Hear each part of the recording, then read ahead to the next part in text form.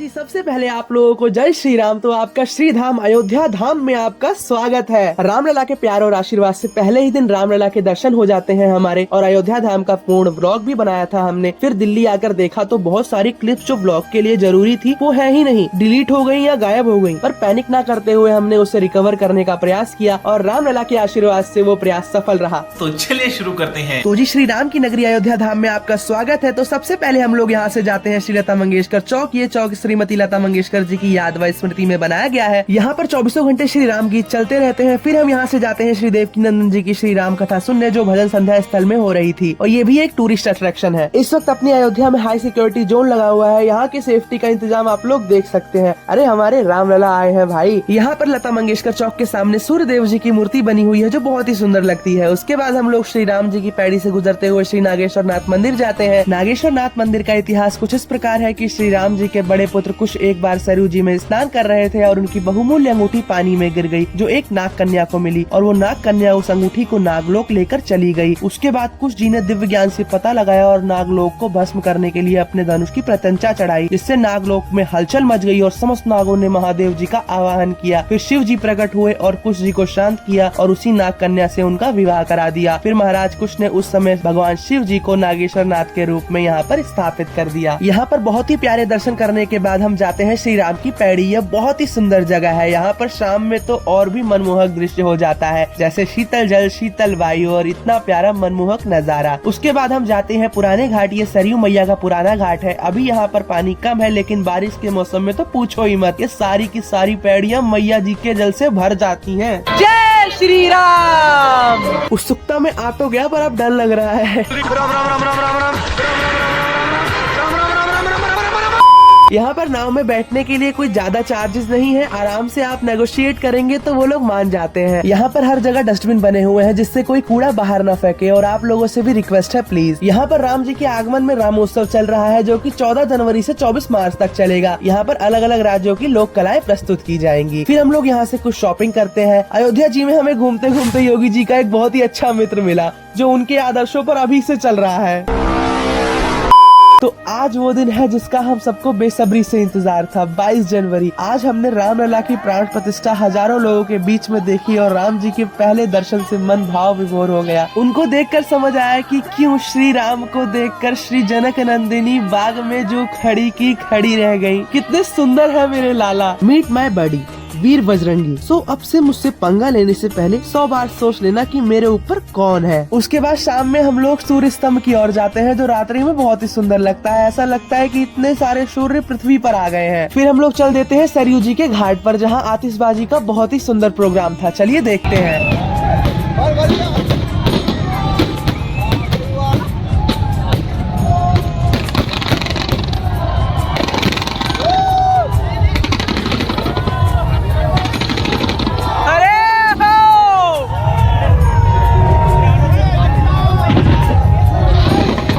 What an experience यार। I have no words to describe my inner feelings यार। बस जय श्री राम। यहाँ पर भक्तों के लिए ठंड से बचने के लिए जगह जगह पर हीटर लगा रखे हैं। रात्रि में हमारी अयोध्या इतनी सुंदर लगती है कि क्या ही बोले। सो फाइनली वो दिन आ ही गया जिस दिन हमारे रामलला के दर्शन होंगे। तो हम सबसे पहले रामलला के दर्शन करने के लिए आज्ञा मांगने जाते हैं हनुमानगढ़ी। कोई अंत ही नहीं था इस कतार का। बहुत ही चलने के बाद इस कतार का अंत मिलता है और भक्तों की कतार से होते हुए हम हनुमान जी के बहुत ही प्यारे दर्शन करते हैं। बोलिए श्री हनुमान जी महाराज की जय। हनुमान जी को प्रसाद चढ़ाकर इस प्रांगण में हनुमान जी के सामने हनुमान चालीसा का पाठ करने का सौभाग्य प्राप्त होता है। फिर हम हनुमान जी की परिक्रमा लगाने के बाद चल देते हैं श्री रामलला के दर्शन के लिए। पर जिस रास्ते से हम लोग जाते हैं वो रास्ता बंद था और एंट्री भी बंद थी कुछ समय के लिए। मंदिर क्लोज भी हो गया था कुछ समय के लिए। फिर मैंने सोचा कि क्यों ना जब तक कनक भवन और दशरथ महल के दर्शन कर लेते हैं। फिर मैंने टाइम देखा तो मात्र 10 मिनट में वो दोनों मंदिर बंद होने वाले थे। तो मैं भाग भाग कर पहुंचा श्री दशरथ महल और सबसे पहले हनुमान जी को प्रणाम करके महल के प्रांगण में जाते हैं। माना जाता है कि राम जी अपने बचपन में यही खेला करते थे। यहाँ पर बहुत ही प्यारे दर्शन करके हम सबको प्रणाम करके इस महल की सुंदरता को निहार कर चल देते हैं श्री कनक भवन की ओर। ये सब मंदिर 500 मीटर के 1 किलोमीटर के दायरे में ही है। ये कनक भवन माता कैकेयी जी ने माता सीता जी को मुंह दिखाई में दिया था। ये भवन इतना सुंदर है कि मैं शब्दों में व्यक्त ही नहीं कर सकता हूँ। श्री राम जी की कृपा से मैं लेट होने से बच गया और यहाँ तक कि यहाँ पर श्री राम जानकी जी की आरती में सम्मिलित भी होता हूँ। मेरे प्रभु बड़े अलबेले हैं, तभी तो उन्हें अलबेली सरकार कहा जाता है। यहाँ की मान्यता ये भी है कि श्री राम जी और सीता मैया आज भी यहीं विश्राम करते हैं। मेरे प्रभु की लीला वही जाने, हम तो प्रेमी बनना चाहते हैं उनके, और कुछ क्या चाहिए। मैंने ये फल कंदमूल पहली बार ट्राई किया जो राम जी वनवास के समय में खाते थे, पर ये बहुत करछारा था यार, कैसे खाते थे प्रभु आप। फिर मैंने यहाँ से कुछ खरीदारी करी, जैसे कि बुक स्टैंड, श्री राम मंदिर का रेप्लिका, पंच आरती दिया, बहुत सारी शॉपिंग की। फिर दशरथ महल का प्रसाद पाया और चल दिए श्री रामलला के दर्शन के लिए, पर इस बार मेन रास्ते से। पर यहाँ भक्तों की भीड़ देखकर हमने सोचा कि हमारा नंबर तो आने से रहा, पर रामलला ने हमसे बोला, अरे यार आओ अंदर, इतनी देर से वेट कर रहा हूँ तुम्हारा। हम उनके कहने पर लग गए भक्तों की कतार में, और भक्तों में इतना जोश देखकर उत्साह और बढ़ गया।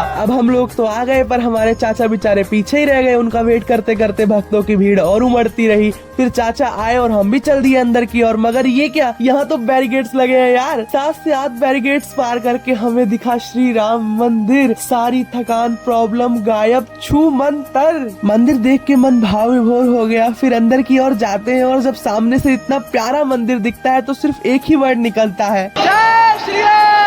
भक्तों की कतार से होते हुए हम महल की ओर पहुँचते हैं, और रामलला के इतने प्यारे दर्शन करने के बाद अब मैं क्या ही बोलूं, बस मैं एक ही बात बोलूंगा, बड़ो प्यारो है मेरो लाला, बहुत ही सुंदर यार। रामलला का प्रसाद जो हमें प्राप्त हुआ, मेरे राम जी टेंट से अपने महल में आ गए। मैंने उन्हें टेंट में भी देखा है, उस वक्त बच्चा था मैं। हम दर्शन करने आए और टेंट में मेरे रामलला थे। मैंने मम्मी से पूछा कि मम्मी भगवान जी कहाँ है, मंदिर कहाँ है। वो बात सुनकर मेरी मम्मी रोने लगी। उस वक्त तो मुझे कुछ समझ नहीं आया, पर आज मैं वो सब समझता हूँ। मेरे रामलला अब महल में रहेंगे, अपने मंदिर में रहेंगे, अब वो कहीं भी नहीं जाएंगे। बाहर आकर मंदिर को देखता हूँ, सिर्फ देखता रहता हूँ। सिर्फ आंसू निकल रहे थे आंखों से। आज उन बलिदानियों को जो राम के लिए अपने प्राण न्यौछावर कर दिए, उनको आज बहुत ही खुशी महसूस हो रही होगी। उनको मेरा कोटि कोटि नमन। अब अयोध्या जी से जाने का समय आ गया था, लेकिन बिल्कुल मन नहीं कर रहा था, पर क्या करें, जब माया में फंसे हैं तो निभाना तो पड़ेगा ना।